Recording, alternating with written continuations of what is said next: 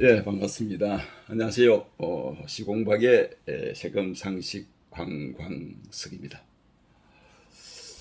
오늘은 법인세 개요와 그 세무 조정에 대해서 말씀을 드리겠습니다. 우선 그 법인세 납세 의무에 대해서 말씀을 드리면은 법인세 납세 의무가 있는 자는 그 사실상 그 본점 또는 그 주사무소가 국내에 있는 경우에는 모든 소득에 대해서 법인세 납수가 의무가 있고요. 그리고 외국에 있는 법인은 국내 그 소득 중에서 국내 원천 소득에 대해서만 법인세 납세 의무가 있습니다. 그러니까 법인이라는 게 사상 그 개인 일 경우에는 개인 종합소득세를 부과를 하고 있지만은 법인인 경우에는 개인이 그 사람이 태어나면 그 주민등록을 하게 되어 있죠. 그 법인이 설립이 되려 그러면은 법무사가 법원에 그 법인의 그 등기를 함으로써 출생 신고가 되는 거와 똑같은 거죠. 그러니까 법인의 등기가 되고 나면은 법인의 등기부 등본을 지참을 하고 관할 사업장 소재지 관할 세무서에 사업자 등록을 함으로써 납세 의무가 부여가 되는 것입니다. 그죠? 그러니까 사업자 등록은 그 사업 개시일로부터 20일 이내에 사업자 등록을 하여 사업을 행위를 하면은 법인세 납세 의무가 주어진다고 할 수가 있겠습니다. 그러면 이러한 그 법인세 납세 의무는 어떤 소득에 대해서 법인세가 과세되는가라고 생각을 해보면은 이 법인세라는 게 사실상 그 기업의 기준에 의해서 작성한 그 재무제표를 기준으로, 즉 그 재무제표를 하면은 재무상태표와 포괄 손익계산서를 얘기하는데요. 이런 그 포괄 손익계산서의 그 제일 아래에 있는 단기 순이익을 기준으로 해서 그 법인세법상 그 입금과 송금을 조정을 해서 법인세 각 사업년도 소득이 계산이 되면은 그 각 사업년도 소득에 대해서 법인세를 부과하는 것이 해당 소득에 대해서 과세되는 법인세라고 할 수가 있겠습니다. 이러한 그 각 사업년도 그러니까 각 사업년도 주로 뭐 1년 단위로 해가지고 법인세를 과세를 하는데요. 개인 같은 경우에는 1월 1일부터 12월 31일까지 이 과세 기간이 설정이 되어 있지만은 법인세 같은 경우에는 임의로 뭐 3월 1일부터 그 다음에 2월 28일까지 이렇게 정할 수도 있고 또는 7월 1일부터 그 다음에 6월 말까지 이렇게 1년 단위로 과세 단위를 정할 수가 있습니다. 이러한 1년 단위로 과세 소득이 발생을 하면 즉 기업의 기준에 의해서 작성한 포괄 손익계산서의 단기 순이익을 기준으로 해서 각 사업년도 소득이 발생이 되면은 그 각 사업년도 소득에 대한 법인세를 계산을 해서 세율에 의해서 계산하기가 납부를 하게 되고 또는 여러분들 그 토지 등 양도소득에 대한 그 법인세라 해가지고 그 실질적인 그 법인세 외에 예를 들면은 그 법인이 비사업용 토지를 보유를 하고 있다든지 아니면은 사업용으로 사용하지 않는 그 아파트라든지 이 주거용 건물을 보유하고 있으면은 거기에 대해서는 따로 양도를 하게 되면은 토지 등 양도소득에 대한 법인세를 따로 부과를 하게 되어 있습니다. 그리고 500억 이상에 대한 그 소득자에 대해서 미한류 소득이라 해가지고 20% 부과를 하게 되어 있는데 이것은 2023년도에 그 사실상 미완료 소득에 대한 그 법인세가 사실상 뭐 폐지가 됐다고 볼 수가 있겠습니다. 법인의 어떤 그 특수한 관련된 법인 외에는 기본적으로 500억 이상의 그 중소기업을 제외한 500억 이상 법인에 대해서 미완료 소득에 대해서 법인세를 과세하게 되어 있는데 그건 작년에 폐지가 됐기 때문에 뭐 설명을 생략을 하도록 하겠습니다. 그리고 법인의 그 납세 의무를 보면은 그 법인의 구분을 해보면은 그 영리법인과 비영리법인으로 구분할 수가 있죠. 그죠? 아까 말씀드린 것처럼 그 내국 법인에 대해서는 법인 전체에 대해서 국내 모든 소득에 대해서 과세를 한다고 했고, 이러한 그 내국 법인에서는 영리법인과 비영리법인으로 구분할 수가 있습니다. 영리법인은 각 사업연도 소득에 대한 법인세뿐만 아니고 토지적 양도소득에 대한 법인세, 그 다음에 미완료 소득에 대한 법인세, 그리고 법인을 청산하는 경우에, 즉 이제 폐업하는 경우에 그 청산 소득에 대해서도 법인세를 부과를 하게 돼 있죠. 그러나 비영리 법인 같은 경우에는 국내의 그 수익 사회에서 발생하는 소득에 대해서만 비영리 법인에 대해서 과세를 하도록 하고 있죠. 예를 들면은 비영리 법인, 즉 학교 법인 같은 경우에 대표적인 비영리 법인이라고 할 수 있는데, 학교 법인이 보유하고 있는 부동산 임대업 같은 경우에는 뭐 수익 사업이라고 할 수가 있겠죠. 그러나 그 부동산 임대업을 하다가 그 건물을 나 토지를 양도를 했을 경우다. 팔았을 경우에는 그 학교 법인의 어떤 고유 목적 사업 준비금으로 설정을 해서 송금을 산입할 수가 있는데, 그게 결국은 고유 목적 사업 준비금으로 설정을 했다가 5년 이내에 고유 목적 사업 준비금을 고유 목적 사업에 사용하지 않았을 경우에는 법인세법상 과세당국에서 부과를 할 수가 있죠. 그런 경우를 대비하기 위해서는 학교 법인 같은 경우, 비영리 법인 같은 경우에는 고유 목적 사업에 준비금이 설정되어 있다면은 반드시 5년 이내에 고유 목적 사업에 실제 사용할 수 있도록 조치를 취하는 것이 나중에 부과될 수 있는 세금으로부터 회피할 수 있기 때문에 상당히 주의를 요한다고 할 수가 있겠습니다. 그리고 내국법인 외에 예국법인도 영리법인과 비영리법인을 구분할 수가 있는데, 영리법인은 국내에 발생한 원천 소득에 대해서만 과세를 하는 것이고, 비영리법인은 국내 원천 소득 중에서 수익 사업에서 발생한 소득, 즉 열거된 그 수익 사업 소득에 대해서만 과세를 하고 있다라고 할 수가 있겠고, 그리고 국가나 지방자치단체는 실질적으로 법인입니다만은 국가나 지방자치단체에는 법인세를 부과를 하지 않는다라고 기억을 하시면 되겠습니다.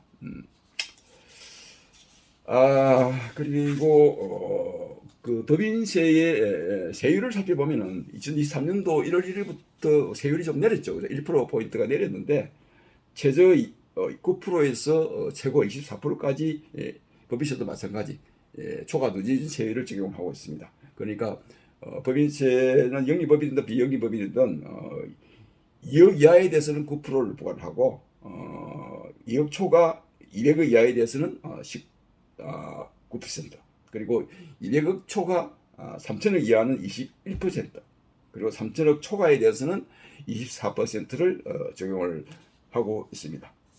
이런 그 법인세 세율에 외적으로 조합법인 같은 경우에는 별도의 세율을 적용을 하고 있는데 20억 이하에 대해서는 9%를 적용을 하고 있고 20억 초과에 대해서는 12%를 적용을 하고 있습니다. 사실상 그 종합법인 하면은 여러분이 잘 아시다시피 뭐 농협이라든지 그다음에 뭐 수협 뭐 이런 그라든지 또 산림조합 또는 신협 또는 새마을금고법에 따라서 설립된 그 연합회 이러한 것들이 조합법인이라고 할 수가 있겠습니다. 그런 조합법인은 20억 이하에 대해서는 9%, 20억 초과에 대해서는 12%의 낮은 세율을 적용을 하고 있다라고 기억을 하면 되겠습니다. 그리고 세율에서는 그 토지등 양도소득이라는 게 있죠, 그죠? 토지등 그 양도소득은 실질적으로 사업에 공하지 않는 그 비사업용 토지나 주택을 양도를 하는 경우에 별도로 세금을 납부를 하게 돼 있죠, 그죠? 예를 들면은 대통령령 정해지는 주택을 양도를 하는 경우에 20%, 그 조합 입주권과 분양권은 또 20%, 그 비사업용 토지를 양도하는 경우에 10%, 그러나 비산용 토지나 그리고 주택 같은 경우에는 등기를 하지 않고 양도를 하는 경우에는 40%의 높은 세율을 적용하도록 하고 있다라는 정도로 뭐 이해를 하시면 되겠습니다. 그리고 이 세무 조정에 대해서 말씀을 잠깐 드리면은 사실상 세무 조정이라는 게 무엇일까라고 뭐 이 법인세법을 처음 접하는 분들은 세무 조정에 대해서 상당히 뭐 궁금증을 가질 수도 있겠습니다. 그러나 이 세무 조정이라는 게 결국은 기업 회계와 세무 회계의 차이를 조정하는 것이 세무 조정이라고 할 수가 있겠는데 기업 회계에서는 사실상 총 수익에서 비용을 공제하면은 계산서상에 당기 순손익이 계산되는데 세법에서는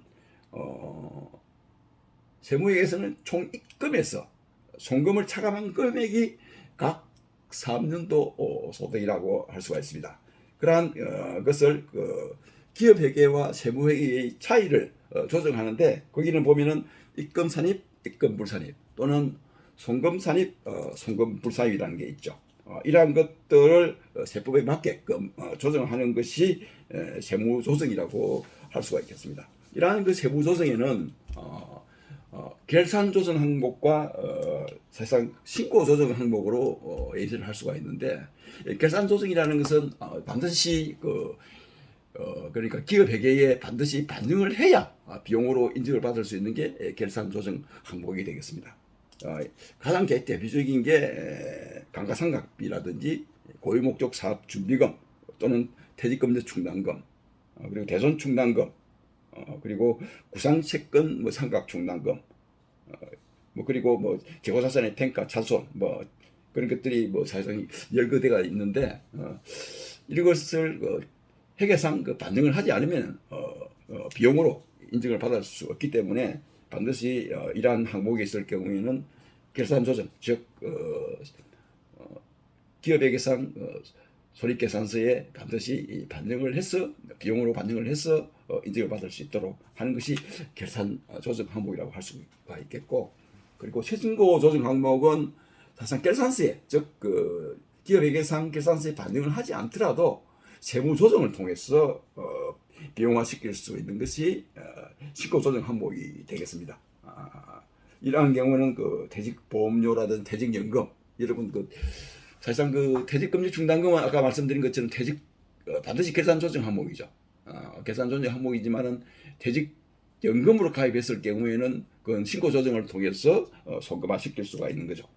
그리고 국고보조금 같은 경우에 국가로부터 어떤 경비를 조달을 무상으로 받아서 국고보조금으로 수익을 계산했을 경우에는 단기 신고 조정을 통해서 비용화시킬 수가 있죠. 뭐 예를 들면 국고보조금으로 뭐 기계장치를 지도했다 할 경우에 일시상각 충당금을 설정해서 국고보조금을 비용화시키고 그리고 당해 자산 즉 기계장치에 대한 감가상각비 상당액은 실질적으로 송금으로 해당이 됩니다만은 신고 조정을 통해서 모두가 비용화됐기 때문에 계산 조정을 통해서 감가상각비 상당액에 대해서는 송금 불산입으로 계산을 할 수가 있는 거죠. 이러한 신고 조정 항목은 퇴직보험료나 퇴직연금 그리고 국고보장금이나 그리고 공사부담금 같은 거 그리고 자산의 평가 손실의 송금 불산입 재충당금 준비금 등의 한도 초과액의 송금 불산입 그리고 감가상각비 송금 불산입 항목 건설자금 이자의 송금 불산입 항목 이러한 것들은 사실상 신고 조정을 통해서 사실상 비용화 또는 수익을 계산할 수가 있다라는 것을 말씀을 드릴 수가 있겠고 그리고 세부 조정 항목으로는 결산 조정과 신고 조정 외에 반드시 세부 조정 계산서를 첨부를 해야 세법상 신고를 인정받을 수 있는 것들이 있죠. 예를 들면은 직전 3년도 수익금액이 7억 이상인 법인이라든지 그리고 외부 회계 감사를 받는 법인 같은 경우에는 반드시 외부 조정 그 세무사가 확인한 외부 조정 계산서를 반드시 첨부를 하게 돼 있죠. 그리고 직전 3년도 수익 금액이 3억 이상인 법인 같은 경우에 그리고 준비금 잔액 조특법상 규정되어 있는 준비금 잔액이 3억 이상인 법인 또는 해당 3년도 종료일부터 2년 이내 설립된 법인으로서 해당 3년도 수익 금액이 3억 이상인 법인 기타 등등 이러한 것들은 반드시 예부조정 신고를 계산서를 첨부해야 정상적인 신고로 인정을 받을 수가 있습니다. 그러니까 세무조정은 결산조정 항목과 신고조정 항목 그리고 예부조정 신고 이런 것들이 있는데 결국 요약을 하면은 세무조정이라는 것은 기업회계와 세무회계의 차이를 조정하는 것이 세무조정이다라고 기억을 하시면 되겠습니다. 자, 그러면은 이렇게 세무조정이 끝나고 나면은 법인세를 신고를 하게 되는데 법인세는 잘 아시다시피 계산이 끝나고 나면은 계산 종료일부터 3개월 이내에 반드시 법인세를 신고 납부하도록 하고 있죠. 예를 들면은 12월 말 결산 법인 같은 경우에 1월 1일부터 12월 말까지의 단기 순이익에서 세무조정을 통해서 각 사업년도 소득이 계산이 되면은 이익결손금이 없다면 1월 결손금이 있다면 1월 결손금을 차감하고 과세표준을 계산해야 됩니다만은 각 사업년도 소득에서 일정한 세율을 곱해서 사출세액이 계산되면은 그것을 각종 감면과 기납부세액을 공제하고 원천납부세액을 공제하고 차가감 납부할 세액을 법인세 종료일부터 신고를 3개월 이내에 신고 납부를 하도록 하고 있습니다. 이러한 법인세 신고 시에 반드시 제출해야 될 서류가 앞에서 언급한 것처럼 재무상태표라든지 손익계산서, 포괄 손익계산서, 그리고 인여금 처분 계산서라는 게 반드시 있어야 되고, 그리고 일정 규모 이상 같은 경우에는 반드시 세무조정 계산서를 첨부를 하도록 하고 있습니다. 자, 이러한 법인세 신고는 계산 종료일부터 반드시 과세기한 종료일부터 3개월 이내에 신고 납부를 해야 되는데 그리고 법인세는 1,000만 원 이상이 되는 경우에는 또 분할 납부가 가능하죠, 그죠? 그래서 예를 들면은 차가감 납부세액이 3천만 원이라고 할 경우에 1,500만 원씩 2개월 이내에 중소기업인 같은 경우 2개월 이내에 분할 납부를 가능하죠. 그러니까 3개월 이내에 그러니까 계산 종료일부터 법인세 신고하면서 1,500만 원을 납부하고 중소기업은 2개월 있다가 다시 1,500만 원을 납부할 수가 있고 중소기업이 아닌 경우에는 1,500만 원을 먼저 신고 기간 내에 납부를 하고 한 달 이내에 1,500만 원을 분납을 할 수가 있죠. 납부를 해야 되죠. 그래서 법인세는 아무튼 과세기간 종료일로부터 3개월 이내에 신고 납부를 해야 된다 하는 것이 기본적인 것이라고 할 수 있겠습니다. 그리고 이러한 법인세 신고는 반드시 전자신고를 다 하도록 하고 있죠. 요즘 다 홈택스 서비스에 접속을 해서 법인세 전자신고를 하게 되면은 그것으로서 신고 의무가 종결이 되는데 수익금액이 30억 이상인 법인 같은 경우에는 그 다음 달 10일까지 반드시 결산 부속서류를 또 따로 신고를 제출하게 규정을 하고 있습니다. 별도로 가산세가 부과가 되지는 않지만은 신고 납부 기간 종료일부터 그 다음 달 10일까지 반드시 결산 관련 부속 서류를 다시 제출하는 것을 규정을 하고 있다라는 정도로 기억을 하시면 되겠습니다. 자, 법인세 오늘은 법인세 납세 의무부터 법인세 전자신고까지 전체적으로 한번 법인세 개요에 대해서 한번 살펴보았습니다. 지금까지 시공박의 세금상식 한광석이었습니다. 여러분 감사합니다.